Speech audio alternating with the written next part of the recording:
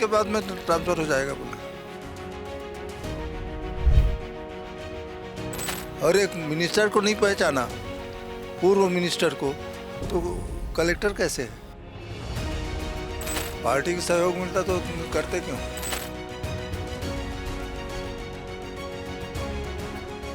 छत्तीसगढ़ के पूर्व गृह मंत्री और भाजपा के कद्दावर नेता ननकीराम कंवर ने फिर एक सनसनीखेज आरोप लगाया है।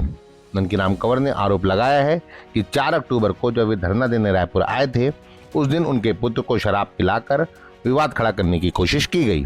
प्रदेश के पुलिस महानिदेशक को लिखी एक चिट्ठी में ननकीराम कंवर ने इस बात की जांच की मांग की है कि किसने उनके सहयोगियों और उनके पुत्र में विवाद खड़ा करने के मकसद से उनके पुत्र संदीप कंवर को शराब पिलाई और उनकी गाड़ी में शराब रखवाई।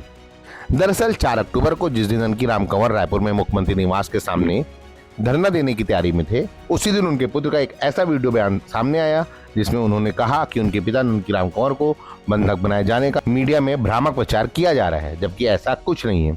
उनकी शाम को प्रदेश के मुख्यमंत्री और प्रदेश भाजपा अध्यक्ष से मुलाकात होने वाली है।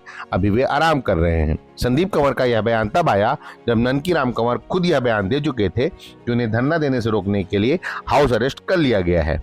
बाहर निकलने से रोके जाने पर श्री कंवर ने उस गेट के पीछे से कुर्सी पर चढ़कर गेट के बाहर खड़े पत्रकारों से कैमरे पर बात की और प्रशासन पर सीधे आरोप लगाया कि उन्हें हाउस अरेस्ट कर लिया गया है। हालांकि उसी दिन शाम को ननकीराम कंवर की प्रदेश भाजपा अध्यक्ष किरण सिंहदेव से मुलाकात हुई और वे कोरबा वापस लौट गए। ननकीराम कंवर ने कोरबा लौटने के तुरंत बाद 6 अक्टूबर को ही डीजीपी को 2 पेज की एक चिट्ठी लिखी। इस चिट्ठी में उन्होंने कोरबा कलेक्टर अजीत वसंत के साथ साथ राज्य प्रशासनिक सेवा के अफसर कोरबा के अपर कलेक्टर देवेन पटेल पर भी आरोप लगाए हैं। इस पत्र में श्री कंवर ने कहा है कि 4 अक्टूबर को कलेक्टर ने बिना किसी शासकीय काम के केवल अपने बचाव के लिए देवेन पटेल को रायपुर भेजा था। यह शासकीय पद का दुरुपयोग था और ऐसा मेरे शांतिपूर्ण आंदोलन को बाधित करने तथा मुझे व मेरे सहयोगियों को मानसिक रूप से प्रताड़ित करने के लिए किया गया था। इस चिट्ठी के बाद ननकीराम कंवर शुक्रवार को खुद रायपुर पहुंचे। वे मुख्य सचिव और डीजीपी से मिलने गए। मुख्य सचिव विकासशील से तो उनकी मुलाकात हो गई, लेकिन डीजीपी एक मीटिंग में होने की वजह से नहीं मिल सके। वे कोरबा लौट रहे थे। उससे पहले द लेंस ने उनसे एक बार फिर उनके हालिया आरोपों को लेकर बात की। तो ये आपको कैसे पता चला कि जो आपने शिकायत की है चिट्ठी में कि आपके बेटे को जबरन शराब पिलाई गई थी, तो ये आपको कैसे जानकारी मिली इसकी? नहीं, हमारे लोग थे, किसी ने बताया कि उनको दारू पिलाया गया था और उसके गाड़ी में 4 बॉटल रख दिए थे। और आपको ताजुब होगा, वो कम से कम 3-4 साल 2-3 साल से तो दारू बंद कर दिया था, पी नहीं रहा था। और सबसे ताजुब यही हो कि जब लोगों ने बताया तो ताजुब ही नहीं हुआ कि क्यों पिया। लेकिन तो इसके पीछे कौन लोग? अधिकारी का काम था, क्योंकि एक ने तो बताया वो जिस समय बोल रहा था उस समय क्या बोलते हैं इशारा भी किया था, कोई अधिकारी है। एडिशनल कलेक्टर आया था। एडिशनल कलेक्टर आने की क्या जरूरत था यहाँ? एडिशनल कलेक्टर कोरबा, अच्छा है। हाँ पटेल, तो उसको आने की क्या जरूरत था? मतलब वो कलेक्टर के सहभागी था, कलेक्टर ने आदेश दिया होगा, तो यहाँ आने के लिए कलेक्टर आदेश नहीं दे सकता। जिसमें आप ये कह रहे थे कि जो एडिशनल कलेक्टर मतलब शासन के आदेश के बिना किसी आदेश के वह यहाँ पहुँच गए, और क्या पूरा घटनाक्रम था, थोड़ा इसके बारे में देखिए इस बारे में। और आपको कब इसका पता चला? आपको वहाँ से निकलने दिया गया? जो हाउस अरेस्ट की बात आप पिछले सैटरडे को 4 तारीख को कह रहे थे, जिस दिन आपको मुख्यमंत्री निवास सामने धरना देना था। जी, सामने से आपने देखा होगा जी, दरवाज़ा बंद था। जी, मैं लोगों से राड मांग रहा था, ताला बंद था, ताला को अंदर से ही तोड़ता मैं, हाँ, इसके लिए राड मांग रहा था। हाँ, तो राड किसी ने दिया नहीं। खैर जो भी हो, जिसके पास में राड नहीं रहा तो कैसे देते? तो इसलिए क्या बोलते हैं, हम लोग अंदर थे ही, बल्कि भोजन भी कराए। तो भोजन क्यों कराए? पुलिस वाले भोजन क्यों करवाए? मतलब हम अरेस्ट थे, समझ लीजिए, कस्टडी में थे, है ना। और आपको ताजुब होगा, बाहर में जितने भी धरना के लिए आए थे उनको भी खाना खिलाए, ठीक है ना। तो अरेस्ट थे, समझ लीजिए।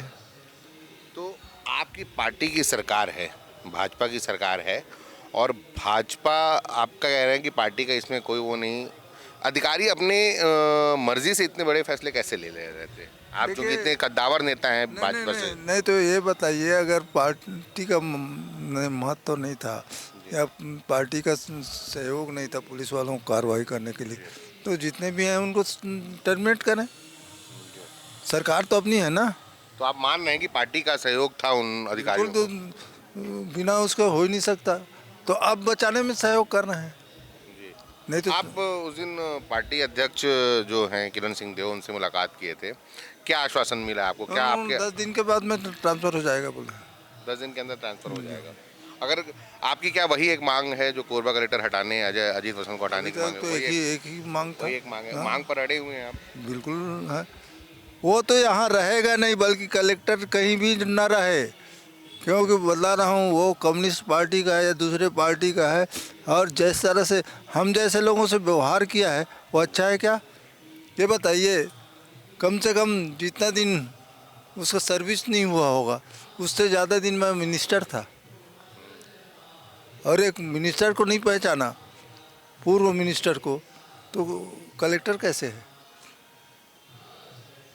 आज आप गए थे मुख्य सचिव और डीजीपी से मिलने। डीजीपी को आपने एप्लीकेशन भी दिया था 6 डीजीपी अक्टूबर तो को। थे नहीं, जी लेकिन हमने उनके सबॉर्डिनेट कोई रहा होगा, यानी कोई अधिकारी था, उसको बोल दिया है कि उसमें कार्रवाई करना है साहब।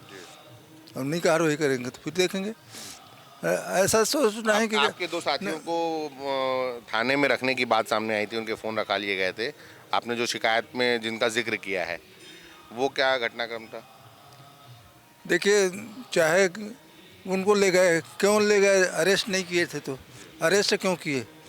धरना में देने के लिए जब करते उस समय कार्रवाई करते, धरना तो दिए ही नहीं थे ना, और फिर थाना में बंद करने का क्या मतलब?